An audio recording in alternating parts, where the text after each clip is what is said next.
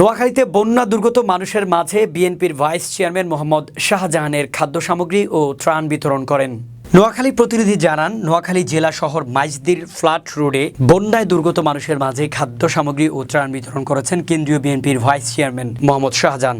এ সময় তিনি বলেন, ত্রাণ কার্যক্রম পরিচালনা করতে গিয়ে আমরা যেন কোনো কারণে ব্যর্থ না হই, যাতে করে পরাজিত শক্তি এ কথা বলতে না পারে আমরা ক্ষমতায় না থাকার কারণে সঠিকভাবে এই কাজটি সম্পন্ন হয়নি। বৃহস্পতিবার সন্ধ্যায় সরকারি কর্মচারী সমিতির উদ্যোগে তিনি এই কার্যক্রম বিতরণ করেন।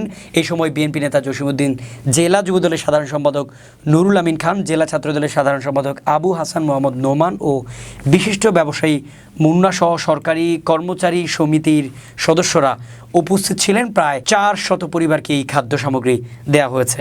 অর্থাৎ ত্রাণ পরিচালনা করতে গিয়ে আমরা যেন কোনো ক্রমে ব্যর্থ না হই, এটা মনে করেন প্রতিটি মানুষের একটা সিদ্ধান্ত, যাতে করে পরাজিত শক্তি একথা না বলতে পারে যে আমরা ক্ষমতা না থাকার কারণে ত্রাণ কাজটা সঠিকভাবে পরিচালিত হয় নাই।